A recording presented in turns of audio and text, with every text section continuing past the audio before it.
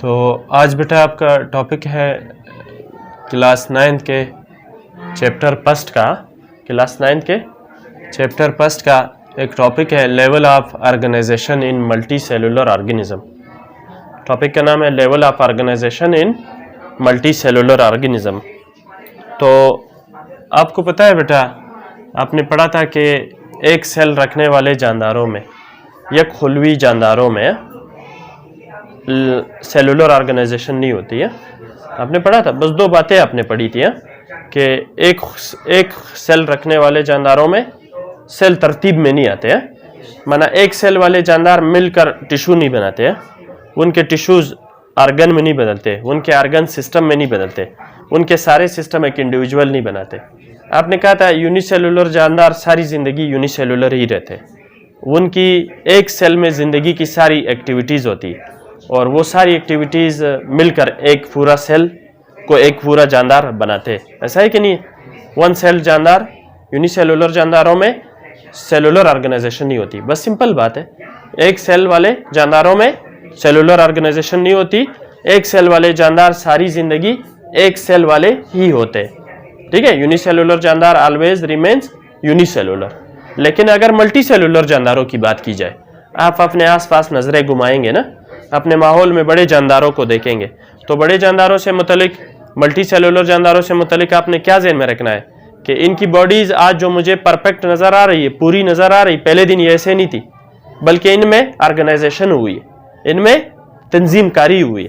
इनकी बॉडीज में क्या चीज़ हुई है? तंजीमकारी हुई है। अपनी बॉडी की बात करें, आप ये कह दें कि मैं भी मल्टी सेलुलर जानदार हूँ, मेरी जो कंप्लीट बॉडी है या जो परफेक्ट बॉडी है आज जो वजूद रखती है, ये पहले दिन ऐसे नहीं थी, ये पहले दिन ऐसे नहीं थी, बल्कि ये बड़े अरसे के बाद, बड़े अरसा गुजरने में इसमें ऑर्गेनाइजेशन हुई।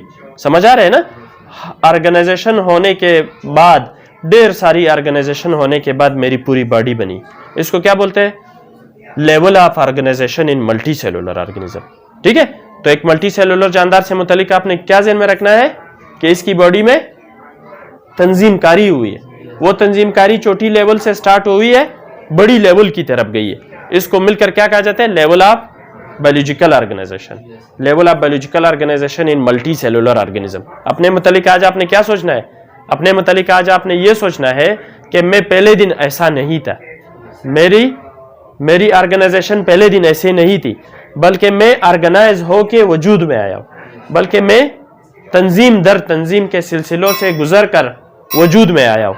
ठीक है, इसी को मेरे जिस्म में क्या कहा जाता है? Level of biological organisation in multicellular organism. कोई मसला तो नहीं?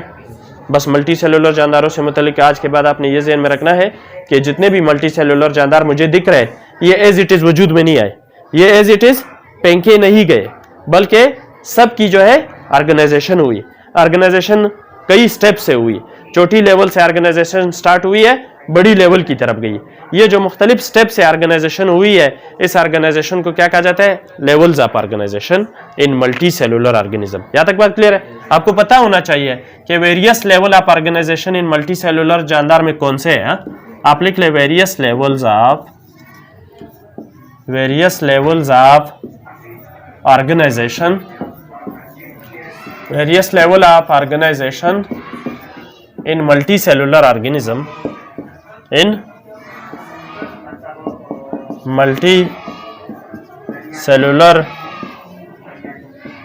organism are as follows, अब अपने जिस्म की बात करेंगे ना कि मैं मल्टी सेलुलर जानदार हूँ, मेरे जिस्म की मुख्तलिफ ऑर्गेनाइजेशनल लेवल मंदरज झेल है। पहली ऑर्गेनाइजेशनल लेवल कैसी है?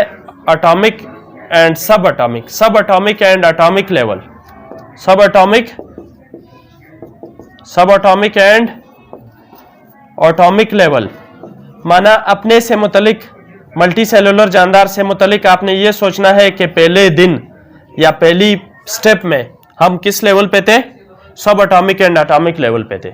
अपनी जिस्म से मुतलिक क्या ज़हन में रखेंगे कि ये जिस्म जब बन रहा था, जब वजूद इसकी हो रही थी, जब इसकी पैदाइश हो रही थी या जब इसकी ओरिजिन हो रही थी, तो पहले दिन ये सब एटॉमिक और एटॉमिक लेवल पर था। सिंपल है ना? फिर इसकी सब एटॉमिक और एटॉमिक लेवल बदल गई किस चीज में?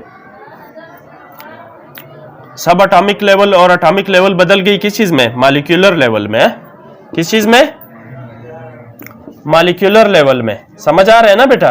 बड़ा अरसा गुजरने के बाद सब एटॉमिक और एटॉमिक लेवल बदल गई। उन्होंने किसको जन्म दिया? किस ऑर्गेनाइजेशन को जन्म दिया? मॉलिक्यूलर लेवल को जन्म दिया। और बड़ा अरसा गुजरने के बाद मॉलिक्यूलर लेवल ने किसको जन्म दिया?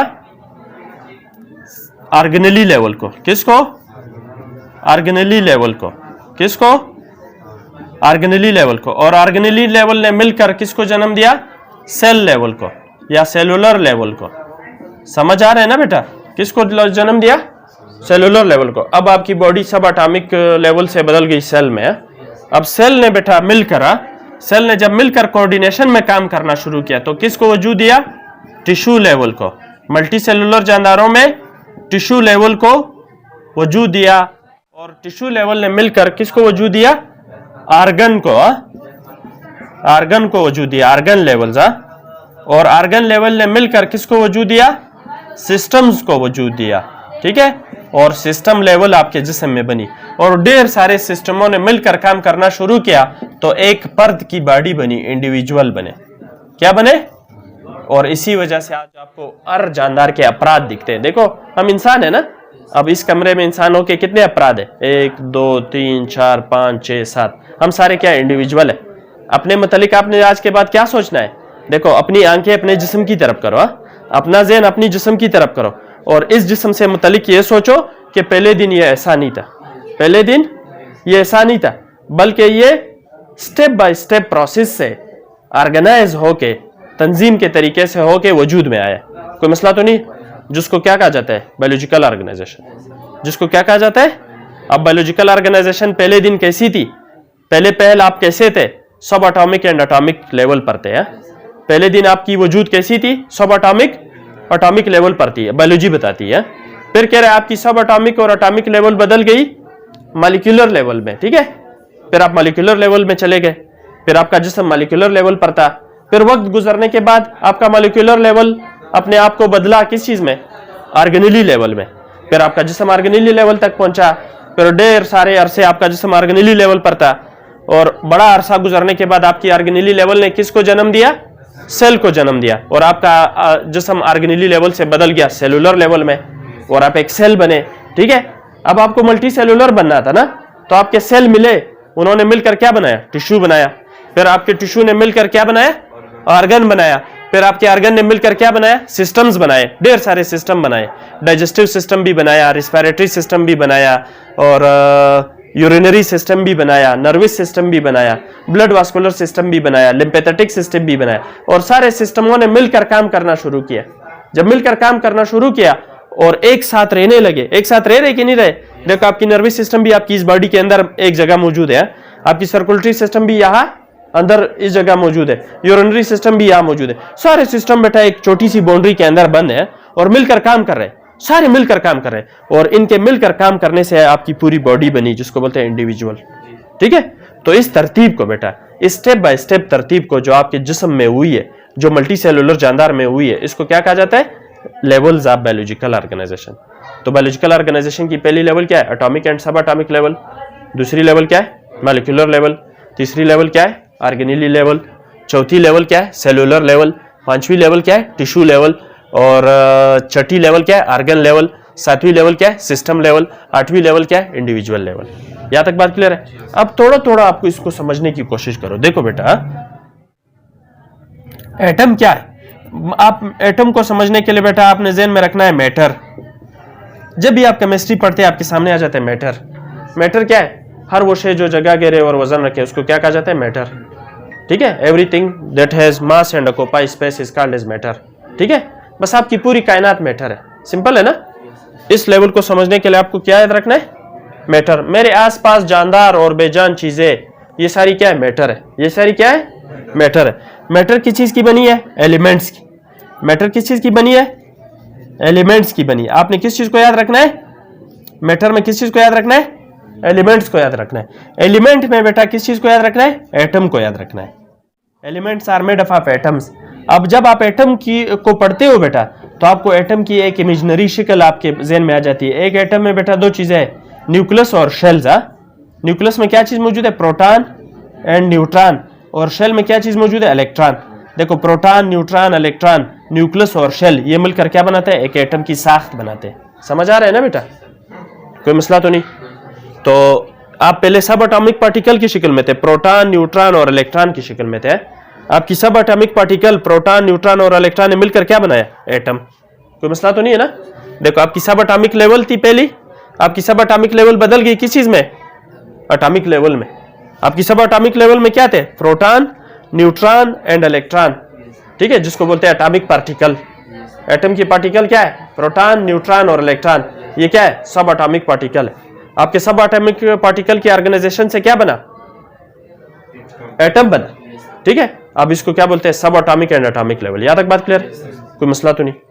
नेक्स्ट बात है मॉलिक्यूलर लेवल। अब बता रहा हूं बेटा, सेम एलिमेंट के एटम, सेम एलिमेंट के एटम, सेम एलिमेंट के एटम्स जब आपस में मिले, या डिफरेंट एलिमेंट के एटम आपस में मिले, या डिफरेंट एलिमेंट के एटम जब आपस में मिले। देखो आपने कहानी कहां से स्टार्ट की? मैटर से। मैटर में आपने एलिमेंट की बात की, एलिमेंट में किसकी बात की? एटम की बात की। और एटम के अंदर किस चीज की बात की? सब एटॉमिक पार्टिकल की बात की। किसकी? सब एटॉमिक पार्टिकल की। किसकी बात की? सब एटॉमिक पार्टिकल की बात आपने की। बहुत सिंपल है यार। सब एटॉमिक पार्टिकल के मिलने से क्या बना? एटम बना। सब एटॉमिक पार्टिकल के मिलने से क्या बना? एटम बना। और एटमों के मिलने से एलिमेंट बने। और एलिमेंट के मिलने से देखो सब एटॉमिक पार्टिकल वजूद में आए, तो सब एटॉमिक पार्टिकल के वजूद से बेटा क्या चीज बना? एटम बना। सब एटॉमिक पार्टिकल बदल गए एटम में, एटम बदल गए एलिमेंट में। अब एक जैसे एलिमेंट मिले या एक से मुख्तलिफ एलिमेंट मिले, उनसे क्या चीज बनता है? मॉलिक्यूल। उनसे क्या चीज बना? मॉलिक्यूल। अब हम जिंदा जानदारों के मॉलिक्यूल की बात करेंगे। जिंदा जानदारों में मॉलिक्यूल दो तरह के, एक है माइक्रो मॉलिक्यूल, एक है माइक्रो मॉलिक्यूल और एक है मैक्रो मॉलिक्यूल। क्या? Macro molecule. सुने, ऐसे मॉलिक्यूल जो छोटे होते हैं, ऐसे मॉलिक्यूल जो छोटे होते हैं, जैसे फर्ज करें अमाइनो एसिड। अमाइनो एसिड क्या है? प्रोटीन की छोटी इकाई है। ठीक है। और जैसे ग्लूकोज, ये पर कार्बोहाइड्रेट की छोटी इकाई। किसकी? और जैसे बेटा फैटी एसिड, ये पर लिपिड में है। ये पर लिपिड की बिल्डिंग यूनिट है, कुछ लिपिड की, जैसे एसाइल ग्लाइसरॉल, फास्फोलिपिड, प्रोस्टाग्लैंडिन, इनकी बेसिक यूनिट है। और जैसे बेटा न्यूक्लियोटाइड, ये पर डीएनए और आरएनए की छोटी यूनिट है। तो ये जो छोटी छोटी ईंटें है, अमाइनो एसिड जो प्रोटीन की बेसिक इकाई है, ग्लूकोज जो कार्बोहाइड्रेट की बेसिक इकाई है, फैटी एसिड जो लिपिड की बेसिक इकाई है, न्यूक्लियोटाइड जो न्यूक्लिक एसिड की बेसिक इकाई है, ये क्या कहलाते हैं? Micro molecule. ये साइज में क्या होते हैं? छोटे होते हैं। अब इनके मिलने से, माइक्रो मॉलिक्यूल के मिलने से क्या बना? मैक्रो मॉलिक्यूल बना। मैक्रो मॉलिक्यूल क्या है? अमाइनो एसिड और अमाइनो एसिड के मिलने से क्या बना? प्रोटीन बना। क्या बना? प्रोटीन। और ग्लूकोज के मिलने से क्या बना? कार्बोहाइड्रेट बना। क्या बना? कार्बोहाइड्रेट बना। और फैटी एसिड और ग्लाइसरॉल के मिलने से क्या बनी? लिपिड्स बनी। क्या बनी? हाँ, फैट्स बनी या ऑयल बनी। न्यूक्लियोटाइड और न्यूक्लियोटाइड के मिलने से क्या बनी? न्यूक्लिक एसिड बनी। क्या बनी? न्यूक्लिक एसिड बनी। देखो सब एटॉमिक पार्टिकल बदल गए एटम में। समझ आ रहे? एटम बदल गए एलिमेंट में। सब एटॉमिक पार्टिकल बदल गए एटम में, एटम बदल गए एलिमेंट में। सेम एलिमेंट या डिफरेंट एलिमेंट के मिलने से क्या बना? मॉलिक्यूल बना। अब दो तरह के मॉलिक्यूल बने, micro molecule, macro molecule. Micro molecule में amino acid, glucose, fatty acid और न्यूक्लियोटाइड ये बने हैं। और इनके मिलने से क्या बने? Macro molecule. Protein, carbohydrate, lipid and nucleic acid बने। इसको क्या कहा जाता है? Molecular level. इसको आपकी जिस्म का क्या कहा जाता है? मॉलिक्यूल। अभी आसान हो गया ना? देखो आप सब एटॉमिक पार्टिकल थे, आपकी सब एटॉमिक पार्टिकल बदल गई किस चीज में? एटम में। आपके एटम से क्या एलिमेंट बने, और एलिमेंट के मिलने से क्या बने? मॉलिक्यूल। दो तरह के मॉलिक्यूल बने, पहले माइक्रो मॉलिक्यूल बने और माइक्रो मॉलिक्यूल के ऑर्गेनाइजेशन से मैक्रो मॉलिक्यूल बने। इसको क्या कहा जाता है? Molecular level. यहां तक बात क्लियर? अब एक नेक्स्ट स्टेप की तरफ जाता हूं, इसको आसान करें। सुने बेटा, नेक्स्ट बात क्या हुई? अब कहानी यहां से स्टार्ट होगी ना। देखो आपने कहानी यहां से स्टार्ट की थी कि सब एटॉमिक पार्टिकल के मिलने से एटम बना, एटमों के मिलने से एलिमेंट बना, और सेम एलिमेंट या डिफरेंट एलिमेंट के मिलने से क्या बना? मॉलिक्यूल बना, पहले मॉलिक्यूल माइक्रो बने फिर मैक्रो बने। अब मैक्रो मॉलिक्यूल के मिलने से, किस चीज से? मैक्रो मॉलिक्यूल के कंजुगेशन से, मैक्रो मॉलिक्यूल के कंजुगेशन से, मैक्रो मॉलिक्यूल के कंजुगेशन से क्या बने? सब सेलुलर स्ट्रक्चर बने, छोटी छोटी मशीनें बनी, सब सेलुलर स्ट्रक्चर या छोटी छोटी मशीनें बनी है। इन मशीनों को मिलकर क्या कहा जाता है? ऑर्गेनेलीज। क्या? ऑर्गेनेलीज। ऑर्गेनेलीज की मिसालें क्या हो सकती? जैसे माइटोकॉन्ड्रिया, जैसे माइटोकॉन्ड्रिया, जैसे न्यूक्लियस, गाल्जी बॉडी, जैसे गाल्जी बॉडी, जैसे एंडोप्लाज्मिक रेटिकुलम। ठीक है, ऑर्गेनेलीज फिर दो तरह के, membranes bound organelle, non membranes bound organelle. अगले चैप्टर में आप इसको पढ़ेंगे। ठीक है, बस बहुत सिंपल है, आपने सेल को फिलहाल नहीं पढ़ना है, आपने ऑर्गेनाइजेशन पढ़ना है। ठीक है, मैक्रो मॉलिक्यूल के मिलने से क्या चीज बनी? सब सेलुलर स्ट्रक्चर बने, सब सेलुलर स्ट्रक्चर को ऑर्गेनेलीज भी कहते हैं। अब ऑर्गेनेलीज कौन से बने? कई ऑर्गेनेलीज बने, मेम्ब्रेनस ऑर्गेनेलीज भी बने, नॉन मेम्ब्रेनस ऑर्गेनेलीज भी बने। यहां तक बात क्लियर है? ऑर्गेनेलीज के एक साथ जमा होने से क्या चीज बनी? सेल बनी। शाबाश, एक छोटी कमरा बना, एक छोटा कमरा बना, माइक्रोस्कोपिक रूम बना, और इस माइक्रोस्कोपिक रूम में सारी ऑर्गेनेलीज ने एक साथ रहना शुरू किया और मिलकर काम करना शुरू किया। ये जो छोटा माइक्रोस्कोपिक कमरा बन गया, इसको फिर क्या कहा जाता है? सेल। इसको क्या कहा जाता है? सेल। शाबाश, यहां तक बात क्लियर है? कोई मसला तो नहीं? तो नेक्स्ट आगे जाते हैं, एक स्टेप आगे जाते हैं। हाँ, नेक्स्ट है बेटा, अब आपको मल्टी सेलुलर बनना था ना, आपके सेलों ने मिलकर रहना शुरू किया, दो से जायद सेलों ने मिलकर कोऑर्डिनेशन में रहना शुरू किया। एक सेल का इनिसार दूसरे सेल पर होने लगा, एक सेल के मरने से अगले सेल को भी नुकसान होने लगा। तो ये जो एक जैसे सेल का मजमुआ या एक से मुख्तलिफ सेल का मजमुए को फिर क्या कहा जाता है? टिश्यू। आपके सेल किस चीज में बदले? टिश्यू में बदले। समझ आ रहा है ना बेटा? ये आपकी मल्टी सेलुलरिटी का पहला स्टेप था। आप यूनिसेलुलर से फिर बदल गए टिश्यू में। टिश्यू क्या है? ग्रुप ऑफ सिमिलर सेल और ग्रुप ऑफ डिसिमिलर सेल। एक जैसे सेलों का मिलना या एक से मुख्तलिफ सेलों के मिलने से क्या बनते हैं? टिश्यू, जो एक काम करते हैं। कोई मसला तो नहीं? आपके टिश्यूज के मिलने से, देखो अब ऑर्गेनाइजेशन तरक्की कर रही है, आपके टिश्यूज के मिलने से क्या बने? ऑर्गन बने। जब डिफरेंट टिश्यूज आपस में मिलते हैं, जब डिफरेंट टिश्यूज आपस में मिले, जब डिफरेंट टिश्यूज आपस में मिले, ठीक है, डिफरेंट टिश्यूज के ऑर्गेनाइजेशन से, डिफरेंट टिश्यूज के ऑर्गेनाइजेशन से आपके जिस्म में क्या बने? ऑर्गन्स बने। क्या बने? ढेर सारे ऑर्गन बने। आप अपने ऑर्गन की बात करें, फर्ज करें लिवर एक ऑर्गन है, स्टमक एक ऑर्गन है, ठीक है, नोज एक ऑर्गन है, आई एक ऑर्गन है, किडनी एक ऑर्गन है, हार्ट एक ऑर्गन है। समझ आ रहे हैं ना बेटा? स्मॉल इंटेस्टाइन एक ऑर्गन है, लार्ज इंटेस्टाइन एक ऑर्गन है। यहाँ तक बात क्लियर है? स्किन एक ऑर्गन है। समझ आ रहे हैं ना बेटा? यहाँ तक बात क्लियर है? कोई मसला तो नहीं? बस आपके जो है टिश्यूज बदल गए किस चीज में? ऑर्गन में। और मुख्तलिफ ऑर्गन ने मुख्तलिफ काम करना शुरू किया, हर ऑर्गन का काम स्पेसिफिक हुआ, लेबर ऑफ डिवीजन हुई। समझ आ रहे हैं ना बेटा? आपके जिस्म में लेबर ऑफ डिवीजन हुई, मुख्तलिफ ऑर्गन को मुख्तलिफ काम सौंपे गए। गुर्दे को कहा कि आप एक्सक्रिएशन करें, ब्रेन को यह कहा कि आप कोऑर्डिनेशन करें, हार्ट को यह कहा कि आप पंपिंग करें। समझ आ रहे हैं ना बेटा?